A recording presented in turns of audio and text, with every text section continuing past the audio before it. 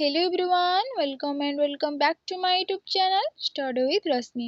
ଆମେ ଆଜି B.Ed syllabus history ଥିବା socio-religious movement in 19th century ତାକୁ ଆମେ ଆଜି handwritten note ମାଧ୍ୟମରେ ପଢିବା। ଅଲରେଡି ଆମେ ହିଷ୍ଟ୍ରିର rise of the British power in India ସେଇ ପାର୍ଟଟାକୁ ଆମେ ଅଲରେଡି ସାରି ଦେଇଥିଲେ ନା। ଯେଉଁମାନେ ସେଇ ପାର୍ଟର ଭିଡ଼ିଓ ଦେଖିନାହାନ୍ତି ମୁଁ ଡେସ୍କ୍ରିପସନ୍ ବକ୍ସରେ ସେ ଭିଡ଼ିଓର ଲିଙ୍କ୍ ଦେଇଦେବି, ଆପଣମାନେ ଯାଇକି ସେଇଠୁ ଦେଖିପାରିବେ। ଆଜି ଆମେ ପଢିବା କ'ଣ ନା socio religious movement in 19th century, ମାନେ ଭାରତରେ ଆମର ଯେଉଁ ସମାଜରେ ଯେଉଁ କୁପ୍ରଥା ସବୁ ରହିଥିଲା ତାକୁ ଦୂର କରିବା ପାଇଁ ଆମର କ'ଣ ସବୁ ମୁଭମେଣ୍ଟ ଆସିଥିଲା ସେଇଟା ଆମେ ଆଜି ପଢିବା, ଯେଉଁଟାକି socio religious movement in 19th century.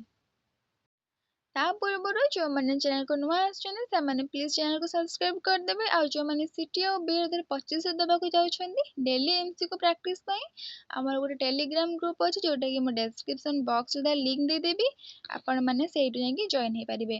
ଏବେ ଯେହେତୁ ଆମର ସିଲାବସ୍ କମ୍ପ୍ଲିଟ୍ ହେଇନି ତ ଆମର ସେଠି MCQ ପ୍ରାକ୍ଟିସ୍ ହେଉନି। ଆମର ସିଲାବସ୍ କମ୍ପ୍ଲିଟ୍ ହେଲା ପରେ ସେଠି MCQ ପ୍ରାକ୍ଟିସ୍ ହେବ, ତ ଏବେ ଆପଣମାନେ ଜଲ୍ଦି ଯାଇକି ସେ ଗ୍ରୁପ୍ରେ ଜଏନ୍ ହେଇଯାଆନ୍ତୁ। ଦେନ୍ ଆମେ ପଢିବା ଆଜି socio religious movement in 19th century, ମାନେ ଭାରତରେ ଆମର ସମାଜ ଯେଉଁ ସବୁ କୁପ୍ରଥା ସବୁ ରହିଥିଲା ତାକୁ ଦୂର କରିବା ପାଇଁ କ'ଣ ସବୁ ମୁଭମେଣ୍ଟ ଆମର ଆସିଥିଲା ତା ସମ୍ପର୍କରେ ଆମେ ପଢିବା। ପ୍ରଥମେ ଆମେ କାହା ସମ୍ପର୍କରେ ପଢିବା? ରାଜା ରାମମୋହନ ରୟ, ଏଇଠୁ ଷ୍ଟାର୍ଟ ହବ। ରାଜା ରାମମୋହନ ରୟ ସମ୍ପର୍କରେ ପଢିବା। ସିଏ ଆମର ସମାଜରେ କୁପ୍ରଥାକୁ ଦୂର କରିବା ପାଇଁ ସର୍ବପ୍ରଥମେ ମୁଭମେଣ୍ଟ ଆଣିଥିଲେ। ସର୍ବପ୍ରଥମ ମୁଭମେଣ୍ଟ ଆମର ସମାଜରେ କୁପ୍ରଥାକୁ ଦୂର କରିବା ପାଇଁ ସେ ଆଣିଥିଲେ। କିଏ? ରାଜା ରାମମୋହନ ରାୟ। ସେ ଯେଉଁ ମୁଭମେଣ୍ଟଟା ଆଣିଥିଲେ ସେ ମୁଭମେଣ୍ଟଟା ଥିଲା ଆମର ଆତ୍ମୀୟ ସଭା। ଏବଂ ସେ ଯେଉଁ ଆତ୍ମୀୟ ସଭା ମୁଭମେଣ୍ଟଟା ସେ ଆଣିଥିଲେ ସେଟା କେବେ ଆଣିଥିଲେ ନା 1815 ମସିହାରେ। 1815 ମସିହାରେ ସେ ଆତ୍ମୀୟ ସଭା ମୁଭମେଣ୍ଟଟା କରିଥିଲେ ଏବଂ ସେ ବ୍ରାହ୍ମ ସମାଜର ପ୍ରତିଷ୍ଠାତା ଥିଲେ। ରାଜା ରାମମୋହନ ରାୟ ଆମର ବ୍ରାହ୍ମ ସମାଜର ପ୍ରତିଷ୍ଠାତା ଥିଲେ। 1828ରେ କ'ଣ ହେଲା ନା ଆତ୍ମୀୟ ସଭାଟା ଆମର ବ୍ରାହ୍ମ ସମାଜରେ ପରିଣତ ହେଲା। 1828ରେ ଆତ୍ମୀୟ ସଭା ବ୍ରାହ୍ମ ସମାଜରେ ପରିଣତ ହେଲା। Father of the Indian renaissance, ଏଟା ଆମର ରାମମୋହନ ରୟଙ୍କୁ କୁହାଯାଏ। ମାନେ ରାଜା ରାମମୋହନ ରୟଙ୍କୁ father of the Indian renaissance ବୋଲି କୁହାଯାଏ।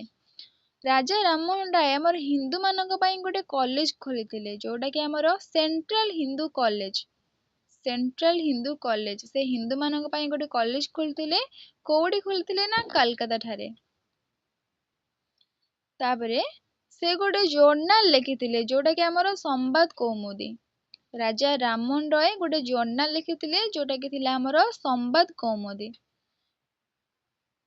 ତାପରେ Rammohan was the only person in his time in the whole world of men to realize completely the significance of the modern age।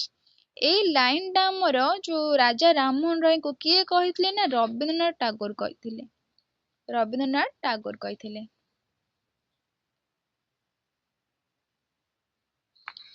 A book return Bai Raja Rammohan Roy, ମାନେ ରାଜା ରାମମୋହନ ରାୟ ଗୋଟେ ବୁକ୍ ଲେଖିଥିଲେ ଯେଉଁଟାକି ଆମର ଏ gift two ମୋନୋଥେଟିଷ୍ଟ।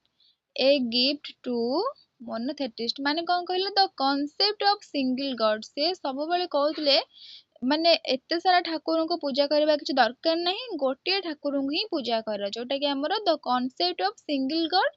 ସେ ଯେଉଁଟା ବୁକ୍ ଲେଖିଥିଲେ ଆମର ଏ ଗିଫ୍ଟ ଟୁ ଦ ମୋନୋଥେଟିଷ୍ଟର ମାନେ ଅର୍ଥଟା ବୁଝିଲ ନା। ନେକ୍ସଟ ଆମେ ପଢିବା Henry Vivian Derozio and the young Bengal movement. ମାନେ ହେନରୀ ଭିଭିଆନ୍ ଡେରଜିଓ ଆମର ବେଙ୍ଗଲରେ ଗୋଟେ ମୁଭମେଣ୍ଟ କରିଥିଲେ ଯେଉଁଟାକି ଆମର young Bengal movement. Young Bengal movement ଆମର କିଏ କରିଥିଲେ ନା ହେନରୀ ଭିଭିଆନ୍ ଡେରଜିଓ। ତାଙ୍କର ବାପା ଜଣେ ପର୍ତ୍ତୁଗିଜ ଥିଲେ ଆଉ ତାଙ୍କ ମା ଜଣେ ଇଣ୍ଡିଆନ ଥିଲେ। ତାଙ୍କ ବାପାଙ୍କ ନାଁ ଥିଲା ଫ୍ରାନ୍ସିସ୍ ଡେରଜିଓ ଆଉ ତାଙ୍କ ମାଙ୍କ ନାଁ ଥିଲା ସୋଫିଆ ଜନସନ। ବାସ୍ ଏତିକି ହିଁ ଇମ୍ପୋର୍ଟାଣ୍ଟ କି ସେ ଯୋଉ ୟଙ୍ଗ ବେଙ୍ଗଲ ମୁଭମେଣ୍ଟ ଆମର କିଏ କରିଥିଲେ? ହେନରୀ ଭିଭିଆନ୍ ଡେରଜିଓ। ବାସ୍ ଏତିକି ହିଁ ମନେ ରଖ। ତାପରେ ପଢିବା ଆମେ ଦେବେନ୍ଦ୍ରନାଥ ଟାଗୋର। ଦେବେନ୍ଦ୍ରନାଥ ଟାଗୋର କିଏ କହିଲ?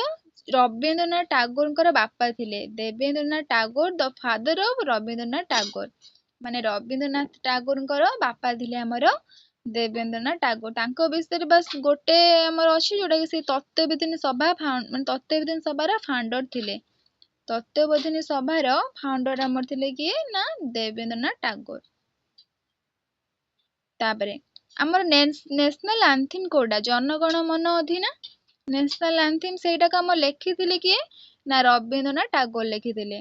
ସେ ଯୋଉ ଜନଗଣ ମନ ଅଧିଟା ଲେଖିଥିଲେ ସେଟା କୋଉ ପୁସ୍ତକରୁ ସେ ଲେଖିଥିଲେ ଗୀତାଞ୍ଜଳି ପୁସ୍ତକରୁ। ଆମର ନ୍ୟାସନାଲ ଆନ୍ଥିମ୍ ର ଜନଗଣ ମନ ଅଧି ତାକୁ ଲେଖିଥିଲେ ଆମର ରବୀନ୍ଦ୍ରନାଥ ଟାଗୋର, ଯୋଉଟା କି ଆମର ଗୀତାଞ୍ଜଳି ପୁସ୍ତକରୁ ସେ ଲେଖିଥିଲେ।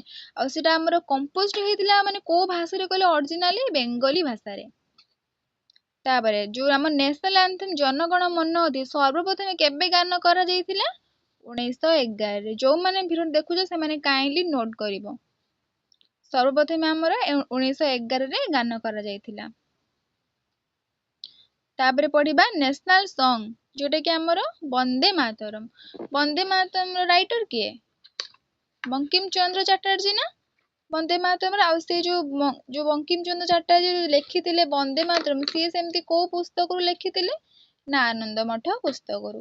ଏଇଟା ବହୁତ ଏକ୍ସାମ ରେ ଆସି ସାରିଛି କି ଯୋଉ ବନ୍ଦେ ମାତରମ୍ ସେଟା ଆମର କୋଉ ପୁସ୍ତକରୁ ଆସିଛି ନା ଆନନ୍ଦ ମଠ ପୁସ୍ତକରୁ। ଆଉ ତା ରାଇଟର କିଏ ବଙ୍କିମ ଚନ୍ଦ୍ର ଚାଟାର୍ଜୀ।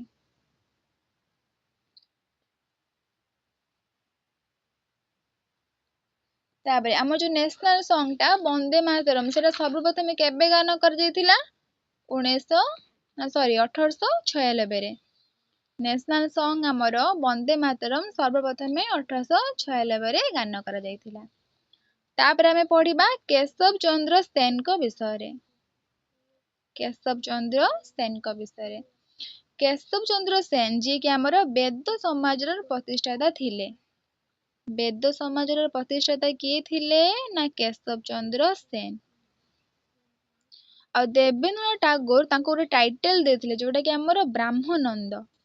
ଦେବେନ୍ଦ୍ରନାଥ ଟାଗୋର ତାଙ୍କୁ ଗୋଟେ ଟାଇଟେଲ ଦେଇଥିଲେ କାହାକୁ କେଶବ ଚନ୍ଦ୍ର ସେନକୁ, ଯୋଉଟା କି ଥିଲା ଆମର ବ୍ରାହ୍ମନନ୍ଦ। ତାପରେ ପଢିବା ଈଶ୍ୱର ଚନ୍ଦ୍ର ବିଦ୍ୟାସାଗର। ଈଶ୍ୱର ଚନ୍ଦ୍ର ବିଦ୍ୟାସାଗର ସିଏ ଆମର ହିନ୍ଦୁ ୱିଡୋ ରିମ୍ୟାରେଜ ଆକ୍ଟ କୁ ଆଣିଥିଲେ। ହିନ୍ଦୁ ୱିଡୋ ରିମ୍ୟାରେଜ ଆକ୍ଟ କଣ କହିଲ କଣ ପାଇଁ ସେ ନେଇକି ଆସିଥିଲେ କାହିଁକି ନା ଆଗରୁ ସ୍ୱାମୀ ମରି ଯାଉଥିଲେ ତା ସ୍ତ୍ରୀ କୁ କଣ କରାହଉଥିଲା ଜାଣିଛ ଜିଅନ୍ତା ତାକୁ ଝାସ ଦିଆଯାଉଥିଲା ମାନେ ମାରି ଦିଆଯାଉଥିଲା। ସ୍ୱାମୀ ମରିଗଲା ମାନେ ସ୍ତ୍ରୀ କୁ ଜିଅନ୍ତା ତାକୁ ସେଇଠି ଜାଳି ଦଉଥିଲେ। ତ ତାକୁ ହଟେଇବା ପାଇଁ ଆମର ହିନ୍ଦୁ ୱିଡୋ ରିମ୍ୟାରେଜ ଆକ୍ଟ ନେଇକି ଆସିଥିଲେ କିଏ ନା ଈଶ୍ୱର ଚନ୍ଦ୍ର ବିଦ୍ୟାସାଗର। କେବେ ସେଟା ଆଣିଥିଲେ 1856 ରେ। ତାଙ୍କୁ ଆମର father of widow remarriage in India ବୋଲି କୁହାଯାଏ। କାହାକୁ Ishwar Chandra Vidyasagar father of widow remarriage in India. ଯୋଉଠି ଲେଖା ହେଇଥିବ ୱିଡୋ ରିମ୍ୟାରେଜ ଆକ୍ଟ ସେଇଠି କରିବ ଈଶ୍ୱର ଚନ୍ଦ୍ର ବିଦ୍ୟାସାଗର। ଯୋଉଠି ଲେଖା ହେଇଥିବ ୱିଡୋ ରିମ୍ୟାରେଜ ଆସୋସିଏସନ ସେଇଠି କଣ କରିବ ନା ପଣ୍ଡିତ ବିଷ୍ଣୁ ଶାସ୍ତ୍ରୀ। ୱିଡୋ ରିମ୍ୟାରେଜ ଆସୋସିଏସନ ଯୋଉଠି ଲେଖା ହେଇଥିବ ସେଇଠି ହବ ପଣ୍ଡିତ ବିଷ୍ଣୁ ଶାସ୍ତ୍ରୀ। ଆଉ ଯୋଉଠି ଲେଖା ହେଇଥିବ ୱିଡୋ ରିମ୍ୟାରେଜ ଆକ୍ଟ 1856 କି ଖାଲି ବି ଯଦି ୱିଡୋ ରିମ୍ୟାରେଜ ଆକ୍ଟ ଲେଖା ହେଇଥିବ ତାହେଲେ ସେଇଠି ଆମର ହବ ଈଶ୍ୱର ଚନ୍ଦ୍ର ବିଦ୍ୟାସାଗର। ଈଶ୍ୱର ଚନ୍ଦ୍ର ବିଦ୍ୟାସାଗର ଆମର ଗାର୍ଲସ ମାନଙ୍କ ପାଇଁ ଗୋଟେ ସ୍କୁଲ ଖୋଲିଥିଲେ ଯୋଉଟା କି ଆମର ଥିଲା ବେଥୁନି ସ୍କୁଲ। ଗାର୍ଲସ ମାନଙ୍କ ପାଇଁ ଗୋଟେ ସ୍କୁଲ ଖୋଲିଥିଲେ ଯୋଉଟା କି ଆମର ଥିଲା ବେଥୁନି ସ୍କୁଲ। ଏବଂ ସେ ଗୋଟେ ଜର୍ନାଲ ଲେଖିଥିଲେ ଯୋଉଟା କି ଆମର ସୋମ ପ୍ରକାଶ। ଏଇଟା ବି ଏଇ କ୍ୱେଶ୍ଚନ ଟା ମାନେ ବହୁତ ଥର ଏକ୍ସାମ ରେ ଆସିଛି। ଯୋଉ ଈଶ୍ୱର ଚନ୍ଦ୍ର ବିଦ୍ୟାସାଗର ଗୋଟେ ଜର୍ନାଲ ଲେଖିଥିଲେ ତା ନାଁ କଣ ସେଟା ହେଲା Som Prakash.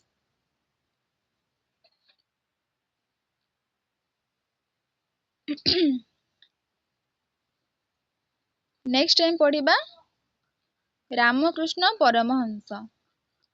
Ramakrishna Paramahansa was also known as Gadadhar Chattopadhyay. ମାନେ ରାମକୃଷ୍ଣ ପରମହଂସଙ୍କର ତାଙ୍କର ଅନ୍ୟ ନାମ ଥିଲା Gadadhar Chattopadhyay.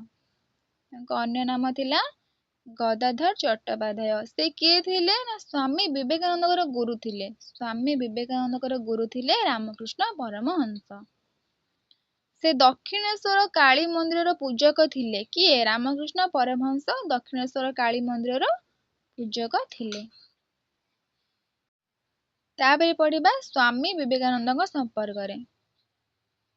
Swami Vivekananda was also known Narendranath Dutt ମାନେ ସ୍ୱାମୀ ବିବେକାନନ୍ଦଙ୍କର ଅନ୍ୟ ନାମ କଣ ଥିଲା? ନରେନ୍ଦ୍ରନାଥ ଦତ୍ତ। ରାମକୃଷ୍ଣ ପରମହଂସଙ୍କର ଅନ୍ୟ ନାମ ଥିଲା ଗଦାଧର ଚଟ୍ଟୋପାଧ୍ୟାୟ। ସ୍ୱାମୀ ବିବେକାନନ୍ଦଙ୍କର ଅନ୍ୟ ନାମ ହେଲା ନରେନ୍ଦ୍ରନାଥ ଦତ୍ତ। ଆଉ ରାମକୃଷ୍ଣ ପରମହଂସ ସ୍ୱାମୀ ବିବେକାନନ୍ଦଙ୍କର ଗୁରୁ ଥିଲେ। ଆଉ ସ୍ୱାମୀ ବିବେକାନନ୍ଦଙ୍କର ଗୁରୁ କିଏ ଥିଲେ? ନା ରାମକୃଷ୍ଣ ପରମହଂସ। ସ୍ୱାମୀ ବିବେକାନନ୍ଦ 1893 ମସିହାରେ ଚିକାଗୋ ସମ୍ମିଳନୀରେ ସ୍ପିଚ୍ ଦେଇଥିଲେ।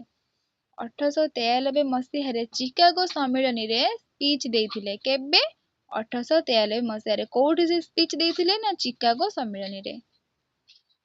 ଏବଂ ସେ ରାମକୃଷ୍ଣ ମିଶନ ପ୍ରତିଷ୍ଠା କରିଥିଲେ। ନିଜ ଗୁରୁଙ୍କ ନାଁରେ ରାମକୃଷ୍ଣ ମିଶନ ପ୍ରତିଷ୍ଠା କରିଥିଲେ, ଯୋଉଟାକି ଆମର କେବେ ହେଇଥିଲା? 1897ରେ। କିଏ କରିଥିଲେ? ସ୍ୱାମୀ ବିବେକାନନ୍ଦ। ତାପରେ ଆମେ ପଢିବା ଦୟାନନ୍ଦ ସରସ୍ୱତୀଙ୍କ ବିଷୟରେ, ଯିଏକି ଆମର ଆର୍ଯ୍ୟ ସମାଜର ପ୍ରତିଷ୍ଠାତା ଥିଲେ। ଆର୍ଯ୍ୟ ସମାଜର ପ୍ରତିଷ୍ଠାତା କିଏ ଥିଲେ? ଦୟାନନ୍ଦ ସରସ୍ୱତୀ। ତାଙ୍କୁ ଆମର ମାର୍ଟିନ ଲୋଥର ଅଫ ଇଣ୍ଡିଆ ମାନେ କୁହାଯାଏ। ମାର୍ଟିନ ଲୋଥର ଅଫ ଇଣ୍ଡିଆ ସେଟା ଆମର କାହା କୁହାଯାଏ? ଦୟାନନ୍ଦ ସରସ୍ୱତୀଙ୍କୁ। ଏବଂ ମୂଳା ଶଙ୍କର ବୋଲି ମଧ୍ୟ ତାଙ୍କୁ କୁହାଯାଏ।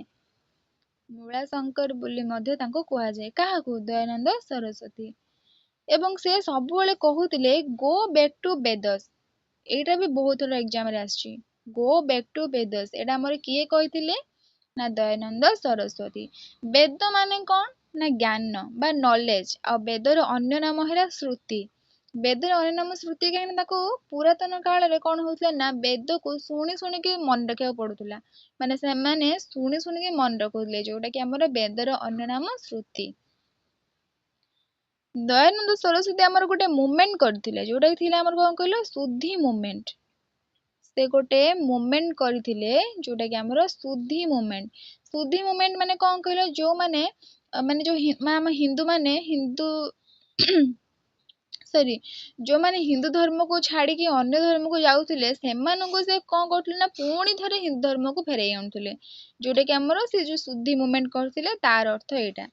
ଯୋଉମାନେ ଆମ ହିନ୍ଦୁ ଧର୍ମକୁ ଛାଡିକି ଅନ୍ୟ ଧର୍ମକୁ ଯାଉଥିଲେ, ସେମାନଙ୍କୁ ସେ ପୁଣି ଥରେ ଆମ ହିନ୍ଦୁ ଧର୍ମକୁ ଫେରେଇ ଆଣୁଥିଲେ। ଯୋଉଟା କି ଆମର ଦୟାନନ୍ଦ ସରସ୍ୱତୀଙ୍କ ଦ୍ଵାରା ଗୋଟେ ମୁଭମେଣ୍ଟ ହେଇଥିଲା, ସେଇଟା କି ସୁଧି ମୁଭମେଣ୍ଟ। ସେଟା କଣ ଥିଲା? ନା ସୁଧି ମୁଭମେଣ୍ଟ।